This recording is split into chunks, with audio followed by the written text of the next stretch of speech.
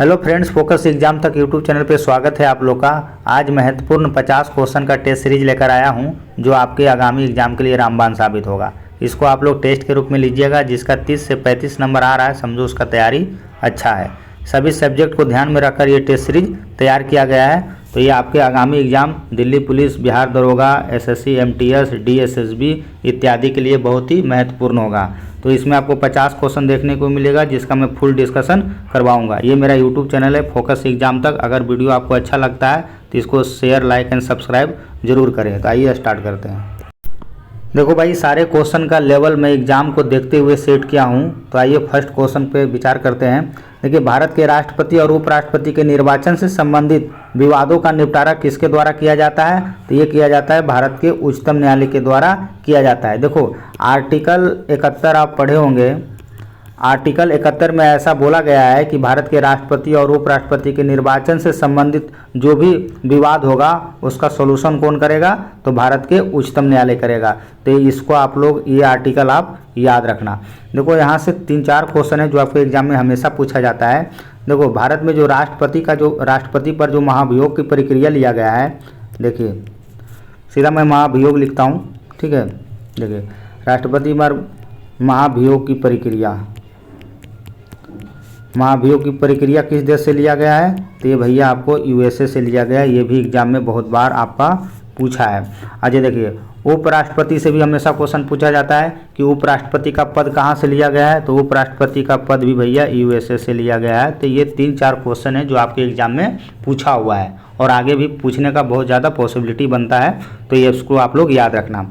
यहाँ से क्या क्वेश्चन बनेगा कि भारत के राष्ट्रपति और उपराष्ट्रपति के निर्वाचन से संबंधित जो भी विवाद होता है उसको निपटारा करने का काम कौन करता है? तो भारत के उच्चतम न्यायालय करता है। और ऐसा कौन सा आर्टिकल में है? तो आर्टिकल 71 के अनुसार। एक क्वेश्चन और यहाँ से पूछेगा कि भैया राष्ट्रपति पर महाभियोग की प्रक्रिया किस देश से लिया गया है? तो ये आपका यूएसए से लिया गया है। और उपराष्ट्रपति का पद किस देश से लिया गया है? तो ये यूएसए से लिया गया है। तो ये सारे पॉइंट है, इसको आप लोग याद रखना। चलिए दूसरा क्वेश्चन पे विचार करते हैं। देखिए, दूसरा क्वेश्चन आपसे पूछा गया है कि ह्यूमन राइट्स वॉच का मुख्यालय निम्नलिखित में से कहाँ स्थित है? देखिए, ये चर्चा में था तभी मैं ये क्वेश्चन सेट किया हूँ। तो इसका कहाँ है? तो ये आपका न्यूयॉर्क में स्थित है। आपका इसका ईयर भी याद रखना है, आपके एग्जाम में ईयर भी पूछा जा रहा है, ठीक है। तो ह्यूमन राइट्स वॉच का मुख्यालय निम्नलिखित में से कहाँ स्थित है? तो आपको ये न्यूयॉर्क में पड़ेगा। इसका स्थापना 1978 में होता है। चलिए, अभी देखिए, हाल फिलहाल आपको रजनी ट्रॉफी संपन्न हुआ है। तो ये भी आपके एग्जाम के लिए इंपॉर्टेंट होगा करंट के परिपेक्ष से। रजनी ट्रॉफी 2022-23 का खिताब सौराष्ट्र ने किस देश को हराकर जीता? तो आपको पता है सौराष्ट्र इस बार रजनी ट्रॉफी 2022-23 का खिताब जीत लिया है। तो इसको किसको हराया था? ये बंगाल को हराया था। ये क्वेश्चन इंपॉर्टेंट है एकदम, और ये क्वेश्चन 1 साल तक चलेगा। तो ये क्वेश्चन कहीं ना कहीं आपके एग्जाम में देखने को मिलेगा। चलिए अगला क्वेश्चन देखिए क्या करा है। निम्नलिखित में सिख संप्रदाय के संबंध में कौन सा कथन सत्य नहीं है? अब देखिए, चारों क्वेश्चन पर विचार करते हैं। इसमें आपको एक गलत बताना है कि कौन सा क्वेश्चन गलत है। देखिए, पहला क्वेश्चन कह रहा है कि गुरुमुखी लिपि का आविष्कार गुरु अंगद को माना जाता है। एकदम बिल्कुल सही है। खुसरो के राजद्रोह के समर्थन देने के कारण जहांगीर ने गुरु अर्जुन देव को मृत्यु दंड दिया था। बहुत इंपॉर्टेंट है, इसको एसएससी रेलवे 10-12 बार पूछ चुका है। तो ये भी आपका सही है। औरंगजेब के द्वारा गुरु तेग बहादुर को इस्लाम स्वीकार ना करने के कारण मृत्यु दंड दिया गया था। तो ये भी सही है। ये भी वेरी वेरी इंपॉर्टेंट है।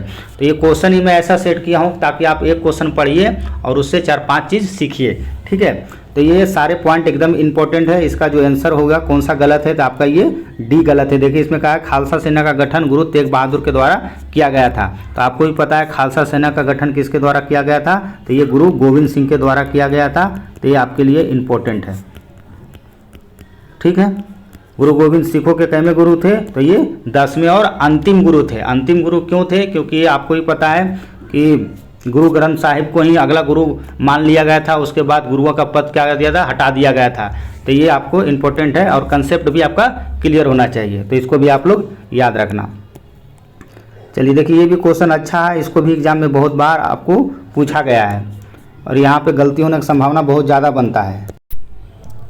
देखो, क्वेश्चन क्या कर रहा है कि जब पानी को 0 डिग्री सेंटीग्रेड से 10 डिग्री सेंटीग्रेड तक गर्म किया जाए तो उसके आयतन पर क्या प्रभाव पड़ता है? देखो, ये कंसेप्ट का चीज़ है। आप पढ़े होंगे कि 4 डिग्री सेंटीग्रेड पे जो होता है भाई, जल का घनत्व अधिकतम होता है। इतना तो आपको पता होगा। तो एक्चुअल में होता क्या है, ये 0 डिग्री सेंटीग्रेड से 4 डिग्री सेंटीग्रेड तक जाएगा, तो यहाँ से जब यहाँ से यहाँ तक ये जाएगा तो ये पहले क्या होगा, पहले ये माइनस में रहेगा तो ये घटेगा, और जैसे ही 4 डिग्री सेंटीग्रेड को क्रॉस करेगा तो उसके बाद क्या होता है, बढ़ना स्टार्ट करता है। ठीक है, तो इसीलिए आपसे ये क्वेश्चन हमेशा पूछा जाता है। तो आपको कंसेप्ट ये याद रखना है कि 0 डिग्री से 4 डिग्री तक जाएगा तो वैसे में घटेगा, और जैसे ही 4 डिग्री को क्रॉस करेगा तो वहाँ से वो बढ़ना स्टार्ट हो जाता है। तो इसीलिए क्वेश्चन हमेशा फ्रेम किया जाता है आपके एग्जाम में। तो आप गलती मत करना। तो इसका क्या होगा, पहले घटता है उसके बाद बढ़ता है। तो इस कंसेप्ट को भी आप याद रखोगे तो गलती आपका नहीं होगा। ठीक है, चलिए अगला क्वेश्चन देखते हैं। ये भी क्वेश्चन देखिए इंपॉर्टेंट है, यहाँ से भी क्वेश्चन एग्जाम में देखने को मिलता है। कह रहा है विधि द्वारा स्थापित प्रतिक्रिया भारतीय संविधान में किस देश से लिया गया है। तो आप तो पढ़े होंगे कि जापान से विधि द्वारा स्थापित प्रतिक्रिया लिया गया है।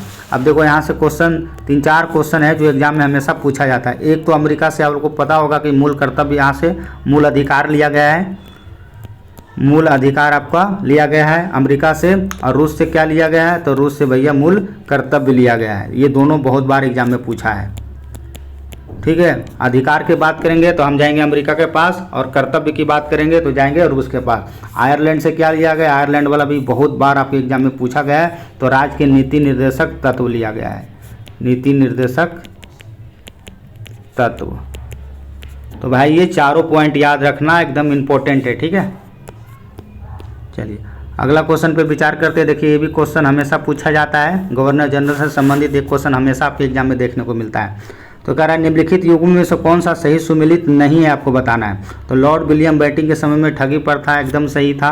ठीक है, इसी के समय में आपको पता है ना सती प्रथा का अंत हुआ था, तो ये भी इंपॉर्टेंट है, इसको भी आप लोग याद रखना। लॉर्ड हार्डिंग के प्रथम में नौरबली प्रथा, ये भी सही है। ठीक है, और लॉर्ड कर्नवालिस, देखो लॉर्ड कर्नवालिस के समय शिशु वध नहीं हुआ था जी। ठीक है, तो ये लॉर्ड कर्नवालिस वाला आपका आंसर जो होगा गलत होगा। लॉर्ड कर्नवालिस के समय नहीं, ये आपको शिशु वध किसके समय में हुआ था, तो ये सर जॉन शेर के समय में हुआ था। तो आपको इसको याद रखना, जॉन शेर के समय हुआ है ये भी बहुत बार एग्जाम में क्वेश्चन देखने को मिला है। डेट भी पूछ लेता है कई बार, तो ये 1795 आप डेट भी याद रखना। बाकी लॉर्ड एलन बरो के समय दास प्रथा खत्म हुआ था, ये भी बहुत एग्जाम में पूछा गया है। ठीक है, कि किस गवर्नर जनरल के समय में दास प्रथा का उन्मूलन हुआ था, तो आपको लॉर्ड एलन बरो लगाना। तो ये चारों इंपॉर्टेंट है, तो इसीलिए मैं इसको सेट किया था। चलिए अगला क्वेश्चन देखिए, घास से संबंधित है, ये भी एग्जाम में पूछा जाता है।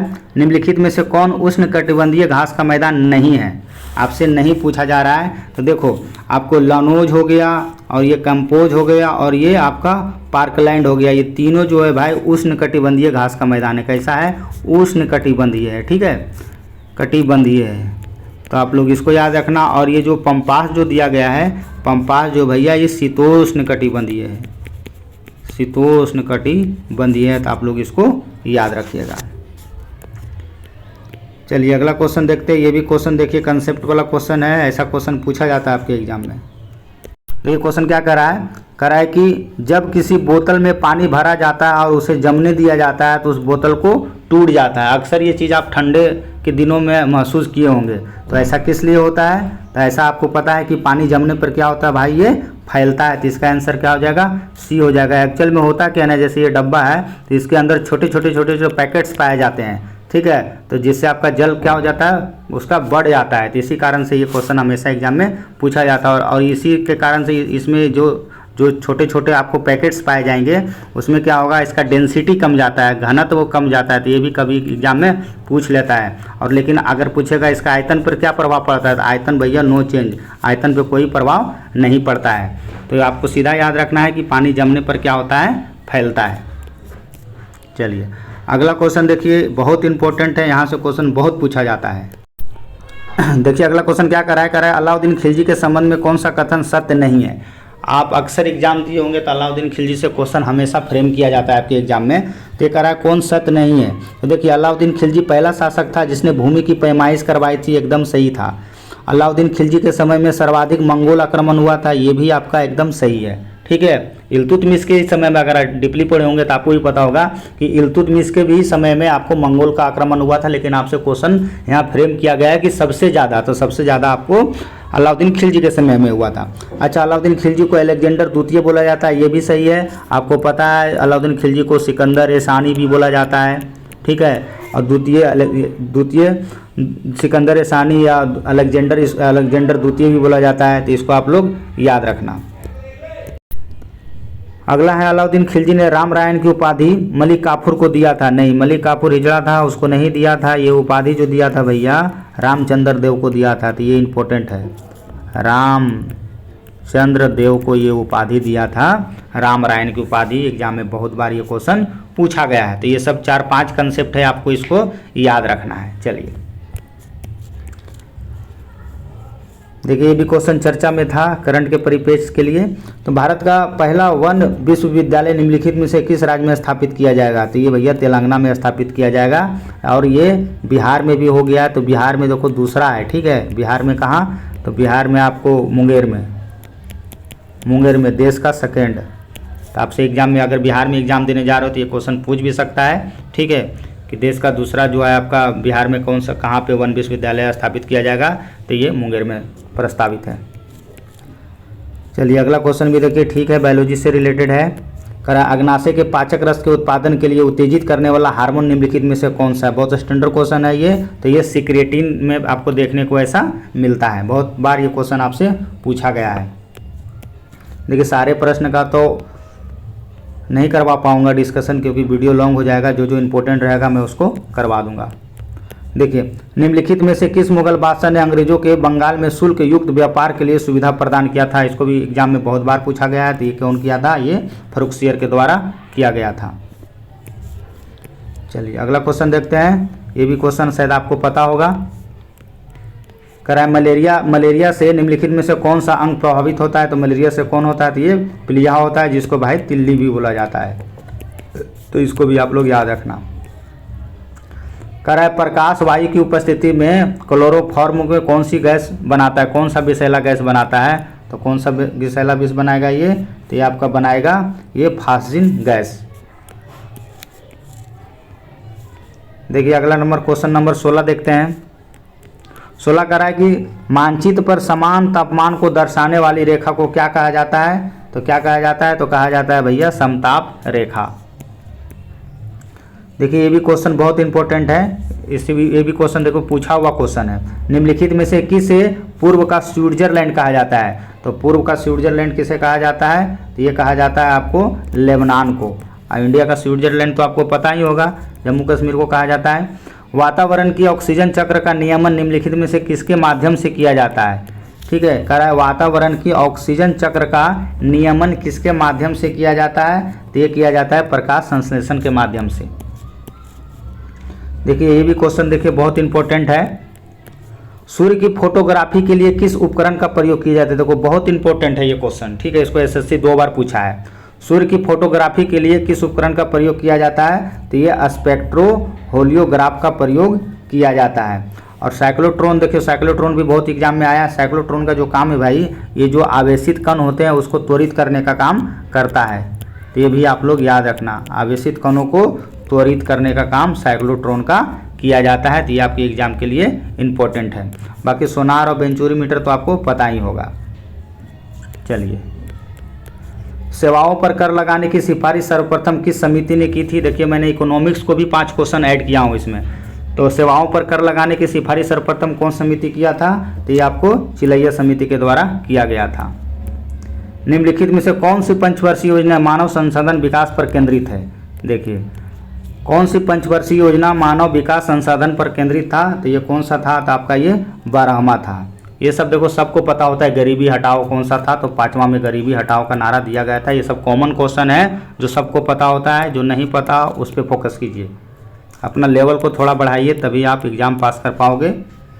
निम्नलिखित में से कब बंगाल विभाजन विरोध में स्वदेशी आंदोलन की घोषणा हुई तथा बहिष्कार प्रस्ताव पारित किया गया था? देखिए ये भी क्वेश्चन बहुत इंपॉर्टेंट है। इसको 2 बार सीजीएल पूछ चुका है। तो इसका जो आंसर होगा भाई 7 अगस्त 1905 को प्रस्ताव पारित किया गया था। देखिए क्वेश्चन चर्चा में था इसलिए मैं इसको सेट किया हूँ। पेंजिया से टूटी हुई दक्षिणी महाद्वीप को क्या कहा जाता है? तो दक्षिणी महाद्वीप को भाई गोंडवाना लैंड कहा जाता है। देखिए ये भी क्वेश्चन बहुत चर्चा में था। ये करंट अफेयर है। 5 क्वेश्चन आपको इसमें करंट अफेयर को भी देखने को मिलेगा। देखिए क्वेश्चन है कि डिब्रूगढ़ वन्य जीव अभ्यारण्य किस राज्य में है? देखो डिब्रूगढ़ वन्य जीव अभ्यारण्य किस राज्य में है? तो आपका ये उड़ीसा में। असम मत मार देना वरना आप चले जाओगे फिर कहीं और। असम नहीं होगा, असम में डिब्रूगढ़ है और ये डिब्रूगढ़ है, ठीक है। तो ये जो है देखिए इसमें ये चर्चा में था ये कि उड़ीसा में जो था भाई, उड़ीसा में ये तीसरा बाघ अभ्यारण्य होगा, इसीलिए मैं इस क्वेश्चन को फ्रेम किया था, ठीक है। तो ये आप गलती मत मानना, डिब्रूगढ़ देख के असम मत लगा देना वरना गलत हो जाएगा आंसर, ठीक है। तो ये डिब्रूगढ़ वन्य जीव अभ्यारण्य किस राज्य में स्थित है? तो ये उड़ीसा में है और उड़ीसा में ये तीसरा बाघ अभ्यारण्य होगा, तो इसलिए ये क्वेश्चन चर्चा में है। चलिए देखिए, नेलांग घाटी किस राज्य में स्थित है? तो नेलांग घाटी जो भैया आपको कहाँ देखने को मिलेगा? ये उत्तराखंड में मिलेगा। भारत का सर्वाधिक आबादी वाला द्वीप आपसे पूछा जा रहा है, कौन सा द्वीप है, ठीक है। तो ये देखो आपको पता है कि असम में ये माजुली द्वीप है, तो इसको भी याद रखना। सबसे बड़ा और छोटा भी ये दोनों है, ये माजुली द्वीप, तो ये असम में पड़ता है, इसको आप लोग याद रखना। सर्जेंट योजना, देखिए ये क्वेश्चन इंपॉर्टेंट है। सर्जेंट योजना किससे संबंधित है? तो सर्जेंट योजना जो भाई किससे रिलेटेड था, इसका आंसर हो जाएगा तो ये इनमें से कोई नहीं, एक्चुअल में सर्जेंट योजना शिक्षा से रिलेटेड था, ठीक है। तो ये एग्जाम के लिए इंपॉर्टेंट है। और इसका स्थापना कब होता है सर्जेंट योजना का? तो 1944 में इसका स्थापना हुआ था। शिक्षा से ये बच्चों के शिक्षा से रिलेटेड है, तो ये एग्जाम के लिए इंपॉर्टेंट है। देखिए इस टाइप का क्वेश्चन हमेशा आपको एग्जाम में देखने को मिला है, तो ये भी इसलिए मैं सेट किया हूँ। देखिए विश्व निवेश रिपोर्ट किसके द्वारा जारी किया जाता है? तो विश्व निवेश रिपोर्ट जो भैया अंकटाड के द्वारा जारी किया जाता है। अंकटाड का जो स्थापना होता है वो 20 दिसंबर 1964 को इसका स्थापना होता है, तो एग्जाम में ये भी पूछा जाता है। चलिए देखिए अभी आईपीएल का दौर शुरू हो गया है और ख़ास करके वुमेंस का, तो ये भी आपके लिए बहुत इंपॉर्टेंट है, ठीक है। देखिए वुमेंस आईपीएल 2023 में सबसे महंगा खिलाड़ी किसे चुना गया है? बहुत इंपॉर्टेंट है ये। तो ये स्मृति मंधाना को चुना गया है, जो कहाँ से खेलेगी? तो ये आपको बेंगलोर से खेलेगी, तो ये भी आप लोग याद रखना, ठीक है। इस बार जो है आईपीएल में पता है महिला आईपीएल में 5 टीम होगा, तो ये भी आप लोग याद रखना, यहाँ से क्वेश्चन आगे एग्जाम में छपेगा, ठीक है। वुमेंस आईपीएल 2023 में सबसे महंगा खिलाड़ी किसे चुना गया? तो स्मृति मंधाना को चुना गया। स्मृति मंधाना आपको बेंगलोर से खेलेगी और टोटल आईपीएल में टीमों की जो संख्या होगा आपको 5 होगा। देखो अभी हाल फिलहाल आपको पता है बीसीसीआई ने घोषणा किया था कि जितने पुरुष को भी सैलरी मिलेगा और उतना ही आपको महिला खिलाड़ी को भी सैलरी सेम मिलेगा। ये क्वेश्चन आपको बीपीएससी में पूछा था, इसको मैं पहले भी पढ़ाया था, ठीक है। तो ये आपके लिए इंपॉर्टेंट हो जाता है। चलिए क्रिकेट, देखिए यहाँ से क्वेश्चन और आज तो आपको पता है कि आपको T20 वर्ल्ड कप भी ख़त्म हो चुका है, ठीक है। T20 वर्ल्ड कप महिला वाला 2023, तो आपको पता है कौन देश जीता है? तो ये ऑस्ट्रेलिया जीत गया है, तो ये भी आपके लिए इंपॉर्टेंट है। किसको हरा के जीता है? तो आपको पता है दक्षिण अफ्रीका को हराकर जीता है, तो आप लोग इसको भी याद रखना, एग्जाम में पूछा जाएगा ये क्वेश्चन, ठीक है। कि महिला T20 वर्ल्ड कप 2023 का विजेता कौन रहा? तो ऑस्ट्रेलिया रहा। किसको हरा के जीता है? तो आपको ये दक्षिण अफ्रीका को हरा के जीता है, तो ये भी आपके लिए इंपॉर्टेंट है।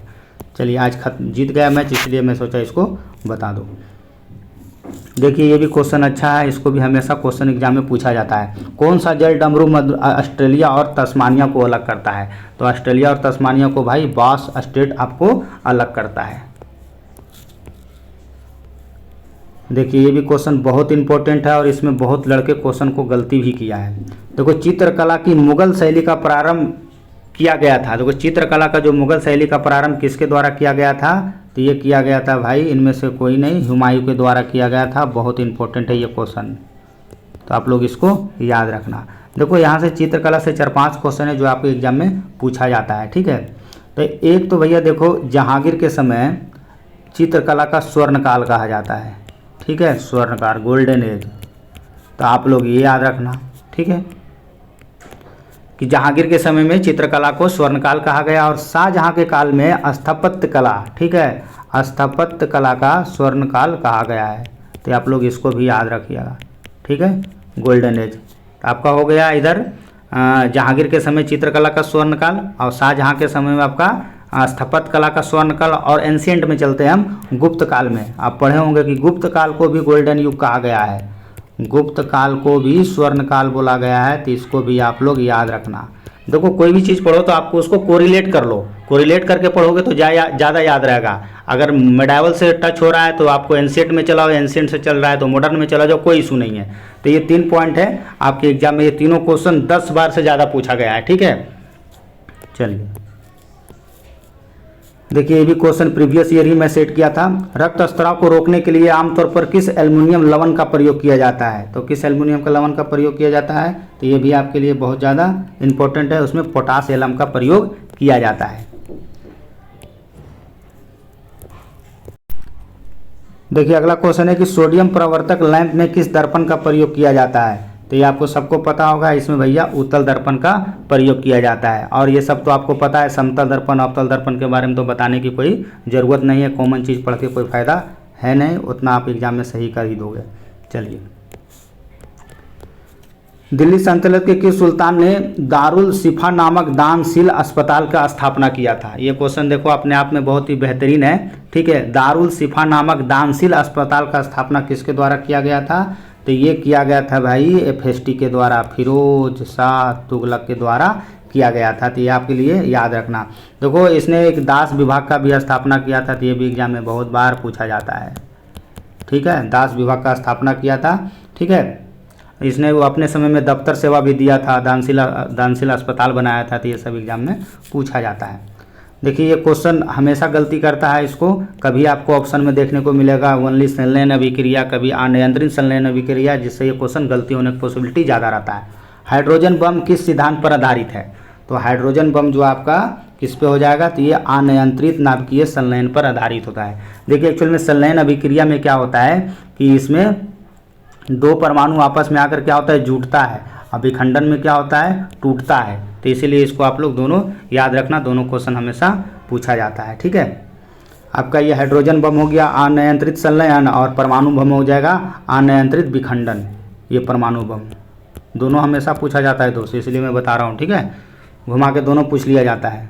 तो आप विखंडन से याद रखना परमाणु, और संलयन से आप याद रखना हाइड्रोजन। और सूर्य का जो रोशनी मिलता है, ये भी एग्जाम में बहुत बार पूछा, जो बता रहा हूँ मैं। सूर्य का जो रोशनी हमें मिलता है वो भी संलयन अभिक्रिया के द्वारा मिलता है। चलिए अगला क्वेश्चन देखिए आर्टिकल से रिलेटेड है। ये आर्टिकल चर्चा में आ गया था, इसलिए मैं इसको सेट किया हूँ। भारतीय संविधान में निम्नलिखित में से किस अनुच्छेद के तहत न्यायपालिका का कार्यपालिका से पृथकीकरण का प्रावधान किया गया है? ठीक है, दोनों का अंतर का प्रावधान किस में किया गया है, कौन सा आर्टिकल में? तो ये आपका इसका आंसर होगा आपका 50 में ये किया गया है। तो ये भी आपके लिए इम्पोर्टेंट है। देखिए प्याज में निम्नलिखित में से कौन सा अम्ल पाया जाता है? तो प्याज में आपको कौन सा अम्ल पाया जाता है? देखिए प्याज में निम्नलिखित में से कौन सा अम्ल पाया जाता है? तो ये प्याज में भैया सल्फोनिक अम्ल पाया जाता है। ये सब तो आपको पता होगा, बताने की ज़रूरत नहीं। हाइड्रोक्लोरिक एसिड जो HCl होता है पेट में पाया जाता है, और बैटरी में भी सल्फ्यूरिक अम्ल और HCl दोनों का मिश्रण होता है। ये सब कॉमन क्वेश्चन है, आप लोग को पता होगा। भारत में निम्नलिखित में से कौन सी पर्वत केवल एक ही राज्य में फैली है? देखिए ऐसा पर्वत भारत का जो केवल एक ही राज्य तक फैला है, तो ये आपको अजंता है, जो एक ही राज्य में फैला हुआ है, जो महाराष्ट्र बॉर्डर के पास देखने को मिलेगा। चलिए देखिए 39 नंबर भी क्वेश्चन क्या करा है, भारत के उपराष्ट्रपति को पदच्युत करने से संबंधित प्रस्तावित किया जा सकता है। तो हमको अगर भारत के उपराष्ट्रपति को पदच्युत करने के से संबंधित प्रस्ताव पेश करना है, तो हम कैसे किसके पास पेश करेंगे? तो ये भी क्वेश्चन देखिए आपके लिए इंपॉर्टेंट हो जाता है। तो ये केवल राज्यसभा में पेश किया जाता है। देखिए ये भी क्वेश्चन अच्छा है, इसमें भी देखो बहुत स्टूडेंट गलती करता है, इसलिए मैं इसको फ्रेम किया हूँ। निम्नलिखित में से किस स्थान में सुभाष चंद्र बोस ने सेना से संबोधित करते हुए तुम मुझे खून दो मैं तुम्हें आज़ादी दूंगा का प्रसिद्ध नारा दिया गया था? आपको पता है सुभाष चंद्र बोस के द्वारा ये नारा दिया गया था, तुम मुझे खून दो मैं तुम्हें आज़ादी दूंगा। लेकिन एग्जाम में क्वेश्चन घुमा के पूछता है कि ये कहाँ पर ये नारा दिया गया था, ठीक है, इसलिए मैं इसको सेट किया हूँ। तो ये भैया बर्मा में दिया गया था। आप एक नारा और दिए थे, आप पढ़े होंगे कि दिल्ली चलो, ठीक है। तो दिल्ली चलो का नारा कब दिए थे, कहाँ दिए थे, ये आपके एग्जाम में बहुत बार पूछा है। तो दिल्ली चलो का नारा भैया ये जापान में दिया गया था। तो इसको भी आप लोग याद रखना, दोनों एग्जाम में पूछा गया है, ठीक है। चलिए एक पुस्तक है, देखिए बहुत फेमस पुस्तक है, इसको भी SSC रेलवे बहुत बार पूछ चुका है, ठीक है।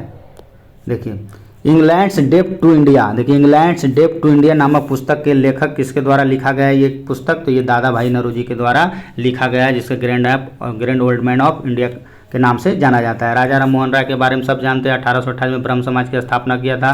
देखो वीडियो लॉन्ग हो जाएगा, ज़्यादा डिस्कशन कराऊंगा तो। चलिए क्वेश्चन पे बात करते हैं हम।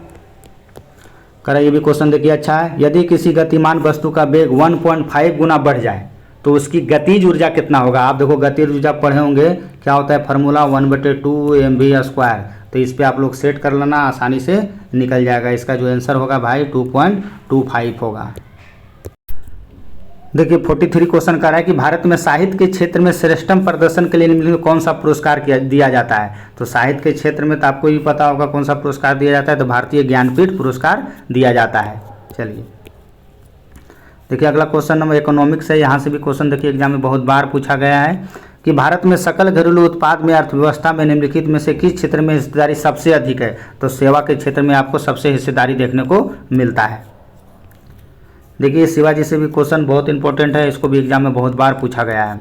शिवाजी और मराठों के द्वारा वसूल किए जाने वाला सरदेशमुखी का दर जो था कितना था। तो ये आपका था 1/10 भाग था। देखिए ये क्वेश्चन आपसे पूछा जाता है और आप गलती करोगे। विश्व हिंदी दिवस कब मनाया जाता है। देखो विश्व हिंदी दिवस कब मनाया जाता है ये पूछा जा रहा है आपसे। तो विश्व हिंदी दिवस भैया 10 जनवरी को मनाया जाता है, ठीक है। तो इसीलिए इसको आप लोग याद रखना। और राष्ट्रीय हिंदी दिवस सबको देखो ये पता होता है।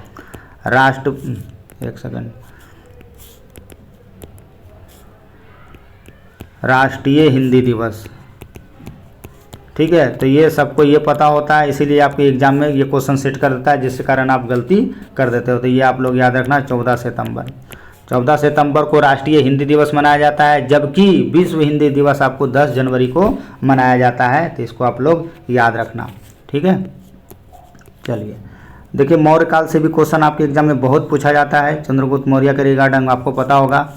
देखो क्वेश्चन कर रहा है कि मौर्य काल का 7 वर्गों में विभाजन विशेष रूप से उल्लेख है। आपको पता है मौर्य काल में जो होता है, मौर्य काल का जो समाज था 7 वर्गों में विभाजित था। ये आप लोग पढ़े होंगे तो आप लोग को पता था, ठीक है।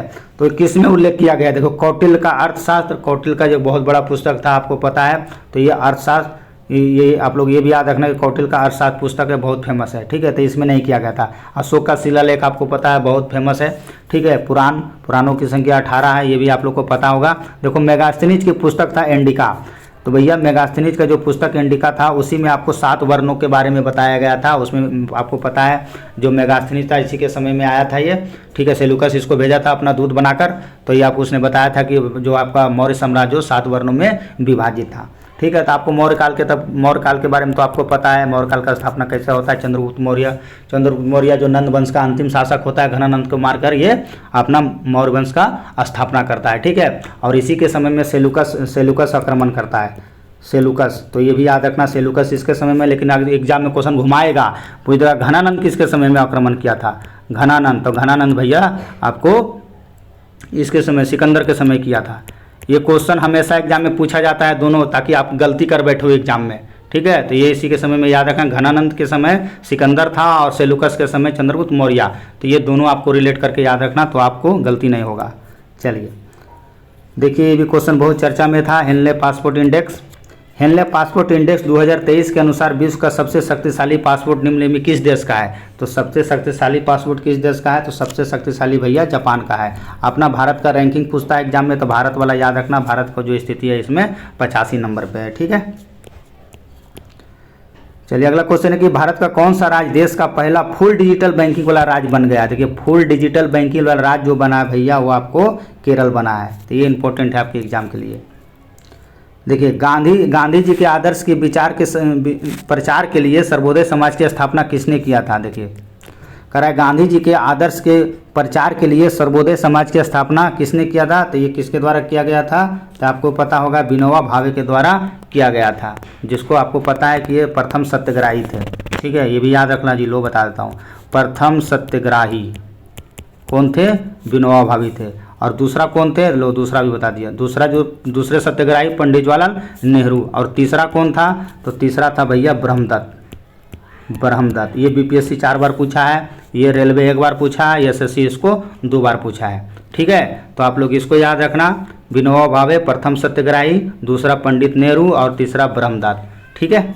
चलिए इस टाइप से आपका 50 क्वेश्चन का पूरा हो गया। एक क्वेश्चन मैं आपके लिए छोड़ रहा हूँ, इसका आंसर आप लोग कमेंट में ज़रूर बताना। भारतीय बाजरा अनुसंधान संस्थान केंद्र कहाँ स्थित है? आपको पता है ये जो बजट पास किया गया था उसमें बाजरा को मोटे अनाज के रूप में घोषित कर दिया गया है 2023 को, तो इसी के लिए क्वेश्चन मैं फ्रेम किया हूँ। तो आपको इसको बताना है भारतीय बाजरा अनुसंधान निम्नलिखित में से कहाँ स्थित है। आपको थोड़ा सा मैं हिंट्स देना चाहता हूँ। ये इसमें एक ऐसा शहर है जो भारत को, आपको पता है, हाईटेक सिटी बोला जाता है। अब आपको पता चल गया होगा, आप अनुसार अपना आंसर इसको ज़रूर बताइएगा। ठीक है, इस टाइप से मैंने 50 बहुत ही इंपॉर्टेंट क्वेश्चन का टेस्ट सीरीज करवा चुका हूँ, तो इसको आप लोग रिवीजन कीजिएगा ताकि मैं दूसरा टेस्ट सीरीज और बना सकूँ। ठीक है, क्वेश्चन का लेवल भी देखो इसमें बढ़िया सेट किया हूँ मैं, और ये क्वेश्चन ऐसे सेट किया गया है जो आपके आगामी एग्जाम में 100% भी देखने को मिलेगा। सारे सब्जेक्ट इसमें दिया गया है, हिस्ट्री, ज्योग्राफी, पॉलिटी, इकोनॉमिक्स भी है सेट किया हूँ मैंने इसमें, और आपका करंट अफेयर भी सेट किया गया है। तो जैसे ये दिल्ली पुलिस में आपको पता है 50 नंबर का एग्जाम होना है, उसके लिए बहुत ही इंपॉर्टेंट होगा एकदम। दिल्ली पुलिस के लिए एकदम फ्रेम किया गया है। ये भी आपको दरोगा को देखते हुए भी ये किया गया है, और MTS का भी एग्जाम होना है तो उसके लिए भी ये किया गया है। ठीक है, तो आप लोग इसको ज़रूर रिवीजन कीजिएगा। दूसरा वीडियो मैं ज़रूर बना दूंगा 1-2 दिन के बाद। चलिए तब तक इसको रिवीजन कीजिए। धन्यवाद।